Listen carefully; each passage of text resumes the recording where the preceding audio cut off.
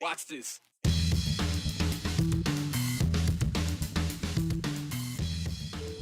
We're down to 2 weeks to the day. November 8th, Idahoans are going to take to the polls to cast their vote for representation.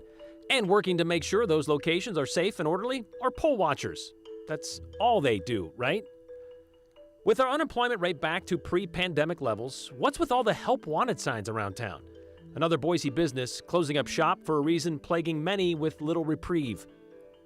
Some people are pretty open of why they want something, and then some people are trying to be a little more cagey about it. Cagey or not, a lot of people were not able to get what they wanted when it comes to personalized license plates. And why they want them is almost as entertaining. Okay, so 2 weeks from today is the November general election. Polls are going to be open from 8 in the morning to 8 at night. And expected at the polls that day, poll watchers.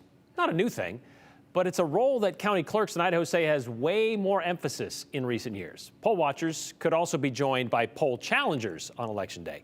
Now, those are different roles with different rules. With any polling location assignment on Election Day, there is room for controversy and, of course, conversation. Like, what if a poll watcher is working to intimidate voters? You've all probably seen what's going on in Arizona right now. But where is that line, and what is the expected behavior and assignment for a poll watcher? Can anyone just show up on Election Day to observe? Here's Joe Paris. In 2 weeks, Idahoans will hit the polls for the November general election. And voters aren't the only ones gearing up for the polls. Oh no, some candidates are working to recruit poll watchers. Traditionally, a poll watcher in Idaho has been non-existent until a couple of years ago. Trent Triple is chief deputy clerk at the Ada County Clerk's office. So Trent, who are these poll watchers? They work for the candidate or the party, and they report back to them any inconsistencies or anything that may cause alarm for them. From there, a candidate or party can bring info to election officials to investigate anything a poll watcher thinks may be an issue. But poll watchers need to stay out of the way. The statutes clearly say that they're not to disrupt the conduct of the election. Chad Houck is Chief Deputy Secretary of State. If the behavior in any way is being disruptive to a voter or being intimidating to a voter or making a voter uncomfortable, that voter can just go to any of the election judges in the space, the folks there from the county working that polling location, and just let them know that there's an issue that they have with a particular activity. People can't just show up on Election Day to be a poll watcher. It's a coordinated position that, again, is authorized by a political party or candidate for office. They do have to submit that request in writing to the county clerk in advance, detailing what precinct specifically, what individuals specifically. And largely that's because of that administrative component that goes into making those name tags, knowing who those individuals are going to be when they're assigned into those locations. So that they can have all that information and documentation on site at the polling location for Election Day. Poll watchers don't have special conduct rules that allow them to interact with protected Election Day privacy for voters. They need to stay out of the way of the election process and do what's in their position title: watch. We have the ability as county clerks and people who are running the elections to ask them to leave if they're disrupting the normal flow of an election. They can ask questions and we'll answer them as time allows, but our job administering the elections is to make sure that people have access to the ballot. A storyline with poll watchers nationwide is voter intimidation. Some worry that the position will be used to influence behavior at polling locations, and that includes places here in Idaho. A question some ask on the topic: can poll watchers carry a gun on Election Day at polling locations? The real question is, what is your polling location? Because in many cases, if polling locations are in schools, that school is still a school, and that is one of the places where constitutional carry is restricted under Idaho law. Insofar as, is it illegal to have a weapon at a polling location? No, it's not, either for a poll watcher or a voter, unless there's some other restriction outside of voting that would cause that particular location to be illegal. In recent years, we've heard the concerns about poll watchers from some in the community, but Triple points out that there's actually a genuine function to the role, an important one. We will have watchers, and they have the right to be there. They have the right to observe the elections. We want people to have trust in the elections process, and this is part of it. If people don't feel like we're administering the elections properly, then they can't have faith in the people that are getting elected. So the bottom line here is if you have a problem or you feel uncomfortable with the conduct of anyone at the poll, the idea is to tell the head judge at the polling site. They will take care of it. Do not go into business for yourself and try to start solving things, getting into arguments at the polls. There's a certain decorum at the polls. Yeah, what stood out to me was what Mr. Triple said at the beginning of that story, that, well, basically poll watchers were non-existent in Idaho until a couple of years ago. What happened a couple of years ago? That would have been 2020, an election. Yeah. So A lot happened that year. A lot happened, and since, obviously. So, again, for them to be non-existent up until a couple of years ago, I mean, that says a lot. And you know, it is a role that is probably pretty boring. I mean, for the most part, you stand there and you observe the behavior inside the polling location. And again, you're limited. You have to stay back from the voters. You can't be looking over, hey, what's going on? Oh, who are they voting for? So it's a pretty limited role. It exists for a reason. You know, if there's ever an issue, the poll watcher, they report it to their party, and then the party handles it through the correct channels.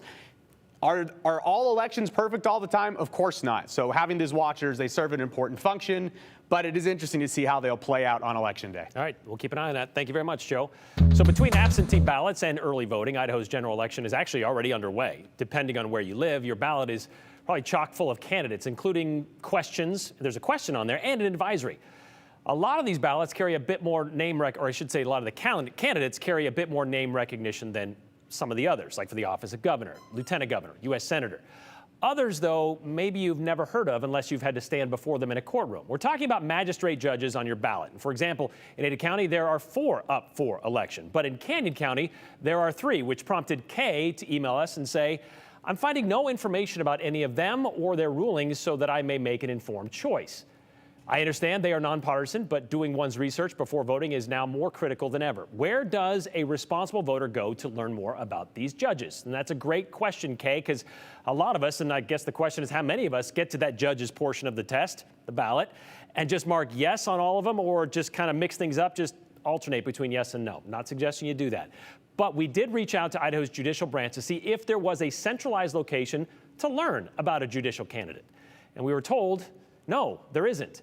Magistrate judges are usually appointed at first to fill an open seat by someone who retires or is removed or moves on to another court. But then to retain their position, they must be reelected.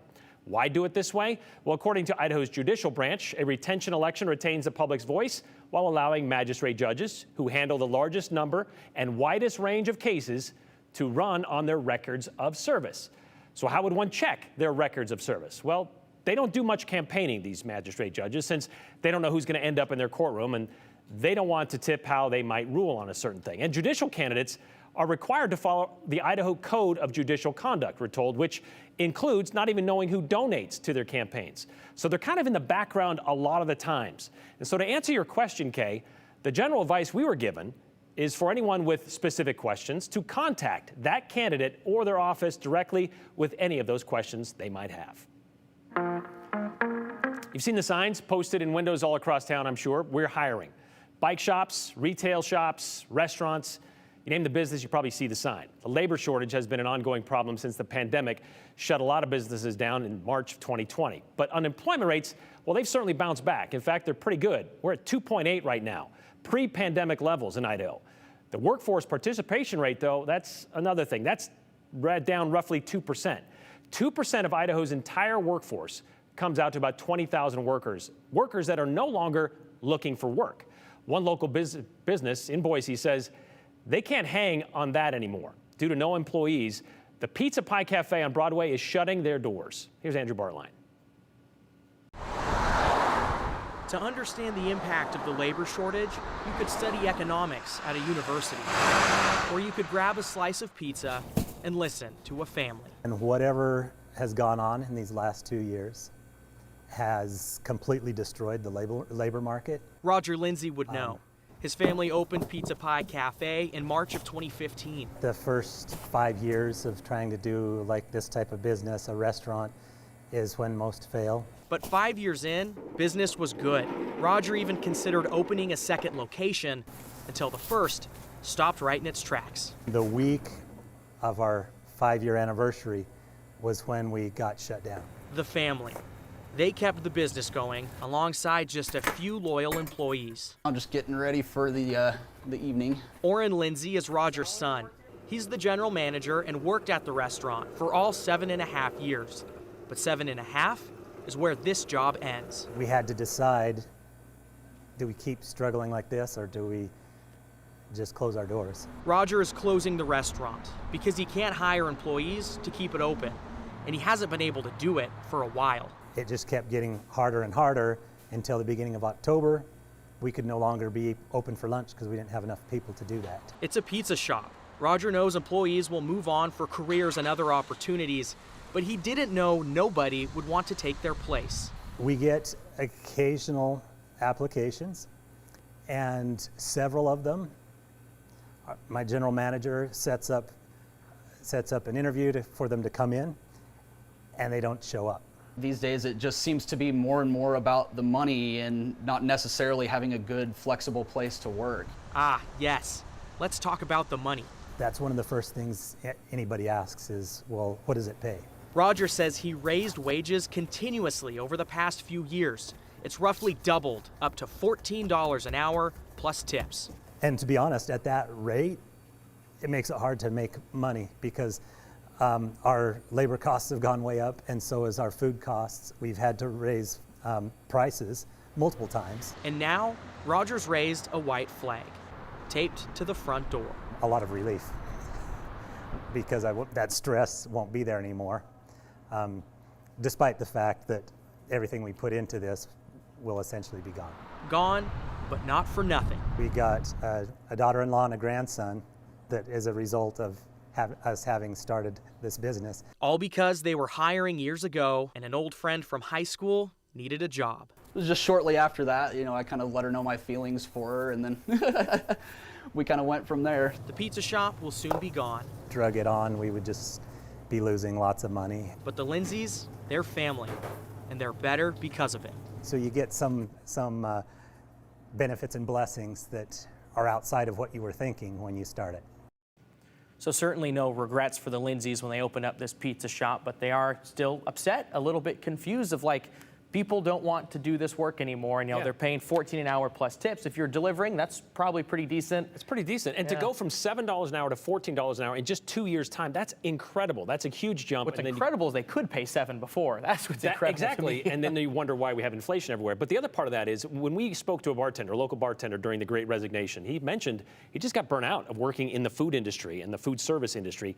And I'm curious to those people that did work in that up until about a year and a half ago or whatever, and now you're looking elsewhere. What are you doing besides that? Where are these early workers, these beginning workers finding jobs that aren't pizza shops, that aren't fast food restaurants? Where are you going? That's my question. Yeah, I mean, it's tough to say. And you look at the numbers, unemployment is low. Yeah. But the workforce participation is low too. Who are the people that are not employed, not looking for employment? I don't understand. Like, how do they pay bills? I don't either. Hopefully we'll get some answers from you. We appreciate that. All right, thank you very much, Andrew.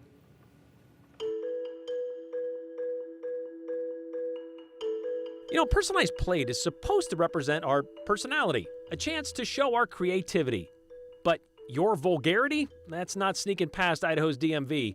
And their reasons for rejection, well, let's just say they do their job well. A conversation takes at least two, otherwise we're just talking to ourselves over here. So let's not make this awkward. Go ahead and text in 208-321-5614. That's the number. We just need your name and the hashtag the208. Questions, comments, and pretty much everything in between. We want to hear it, so give us a shout.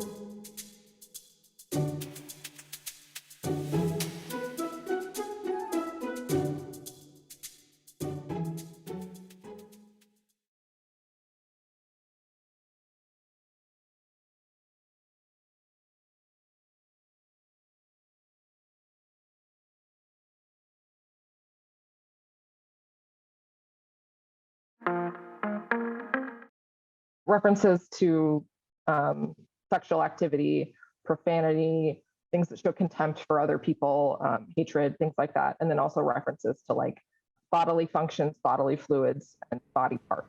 And drugs. And drugs, and also violence. Nope, that is not a list of things you're going to find on your kid's TikTok page. That is Ellen Matilla. Then she's giving us a list of the reasons why a vanity license plate could get denied by Idaho's DMV. It's a story we've done before, and usually we do it around the end of the year. But this past weekend, our partners with the Idaho Press, they published the results of a public records request, which included the list of rejected plate requests. Again, not new, but what caught our eye was they included the reasons why someone would want the objectionable plate, and why they were objectionable. It's a great list, I'll tell you. A word of warning, though. This story contains some suggestive references and some mature language, but also some stuff that might make you laugh.